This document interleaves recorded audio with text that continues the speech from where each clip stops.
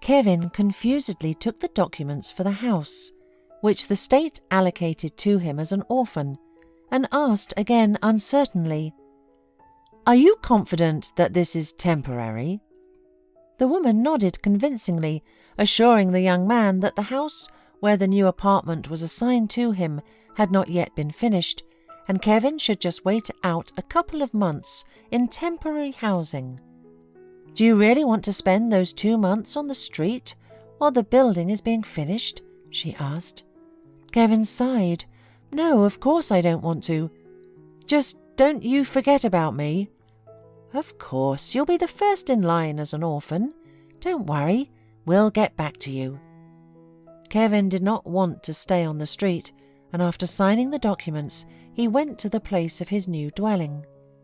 Standing near the dilapidated house, Kevin realized that he had been sneakily deceived. He had heard and read so many times about such cases, and was sure that no such thing would happen to him. But what he saw told him otherwise.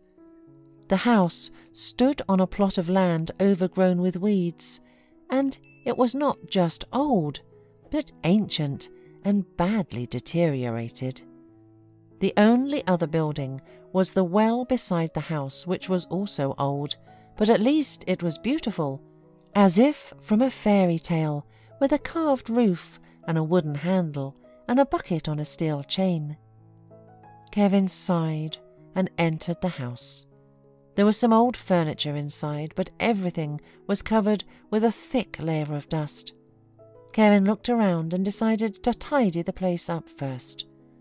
After about 2 hours, all dusty and dirty, Kevin was still struggling unsuccessfully with the mess. Suddenly, there was a knock on the door, and on the threshold he saw a friendly, smiling woman, about 35 years old. "Hello, and who's here joining us?" she said cheerfully, holding out her hand. "My name is Melissa." "I'm Kevin, and I was allocated this house as an orphan." The guy was embarrassed and shook hand, surprisingly noticing that not every man had such a firm handshake. The woman grinned, understanding his thoughts correctly. "I'm sorry if I shook it firmly. I am a blacksmith." Kevin heard this. He did not even know what to be more surprised, whether it was that the woman was a blacksmith or that such a profession still existed. Melissa laughed out loud. "You should see yourself in the mirror now."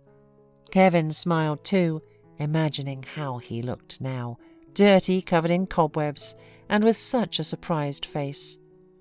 "So tell me, how is it happened that you were given this shack as an orphan and not an apartment like you're supposed to?"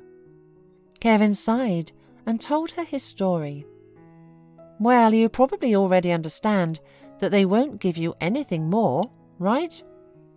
After all, according to the papers, they gave you the whole house," sighed Melissa, listening to his story. Kevin nodded sadly, and Melissa decided to cheer up the guy. "Well, everything isn't so bad, because you can sue, or you can stay in the countryside. Everything will be fine. And now, let's go to my place. I'll feed you properly, and then Mia and I will help you here," summed up Melissa cheerfully. Kevin tried to refuse, and even asked where the store was so he could buy some food for himself, but Melissa insisted, saying he would still need the money later. When he realized it was useless to refuse, he followed the woman to her house. Once inside the big, beautiful house, Kevin looked around with delight. There were so many beautiful wrought iron ornaments around that Kevin had only seen in pictures. Noticing the guy's reaction, Melissa winked at him and said, "Do you like it? Then stay in the village and I'll teach you the craft. You seem like a strong guy." Kevin nodded. "Oh, Mother, where did we get that dusty boy in the house?" laughed Melissa's 13-year-old daughter, Mia, merrily at the sight of Kevin. The hilarious smile never left Mia's face for a minute. It was obvious that she was not used to being bored, and Kevin could not resist and also smiled. Melissa grinningly warned Mia not to have so much fun, because soon they would all go together to help Kevin with the cleaning, and who knows who will have more dust on him. When the girl found out that after the orphanage the guy got a house on the outskirts in which no one had lived for 10 years, she stopped smiling and immediately expressed her willingness to help. By the evening, everyone was completely dirty, but happy. The house was clean and tidy. Now it seemed to Kevin that it was possible to live in this house. Melissa left some food in the kitchen and got ready to go home. Turning around at the gate, she offered Kevin to learn blacksmithing from her again, but she didn't have time to finish her sentence. Fireworks popped off on the other side of the village, and the sky lit up with multicolored lights. "My neighbor Floyd has a house full of guests tonight," said Melissa, and smiled with a slight reproaching. The noise from the firecrackers did not stop until nightfall, but Kevin could not hear it any more. He was so tired after a day that he quickly washed himself with cold water, fell into bed, and immediately fell soundly asleep, even forgetting to close the gate. Russell often came to Floyd in the village when he wanted to relax, and he was always happy to see him. He liked to come to this village. It was so quiet and peaceful, but of course, until the guests gathered at his friend's house. He also liked the fact that Floyd never expected anything from him, unlike the others. Since Russell became the mayor of the neighbouring town, he was well accepted everywhere, but the man knew that with the others it was all contrived for their own benefit. But he and Floyd had been friends ever since they were both penniless. This time Russell arrived with the firm intention of getting drunk out of his mind, and the reason was trivial. He caught his wife with his own friend. In general, Russell did not like alcohol very much, and got very drunk only a couple of times in his life. The first time it was at the graduation party, and the second time at the send-off to the army, and today it happened for the third time. He felt that his head became heavy, and decided to go out to get some air. Russell wandered around the village for a long time, thinking about his life, and then suddenly saw an old house with an open gate and a beautiful well in the middle of an overgrown yard. Feeling thirsty, Russell decided to go to the well and drink water, especially since, apparently, no one had lived in the house for a long time. Russell cautiously moved into the yard and grinned. He thought it was funny that he, a fairly well-to-do man, who could afford to buy this whole village, was sneaking around in the middle of the night so that no one would see him. When he reached the well, Russell bent down and, shouting loudly, even laughed at the echo. Suddenly something crunched behind him, and with surprise the man fell, grabbing the chain, which rattled and began to unwind. He prayed only that the chain would hold, but the well was very old, and the chain broke, hitting him painfully on the shoulder. The water in the well was up to Russell's chest, but it was icy. "Hey, somebody please help!" Russell realized that the village was asleep, and he was deep in the well, so there was little chance of being found before morning. So he decided to sing. Kevin woke up to a strange sound. He thought he heard some kind of melody in the distance, and when he went outside, he was surprised to realize that the song was coming from the well. Kevin cautiously approached and looked inside, but saw no one. "Hey, who's there? Help! I fell down here!" Kevin even jumped in surprise. Running for a flashlight, he shined a light into the well and immediately recognized the man sitting in it. Posters with this man were all over the town. Kevin had heard that this man was not only rich, but that he was also a philanthropist and had become mayor just a couple of years ago. The guy tried to get the man out, but he didn't succeed. Then he called Melissa and Mia for help. Melissa, with a surprised chuckle, assessed the situation and quickly came up with a mechanism like a lever, and together they all pulled the frozen Russell out of the well.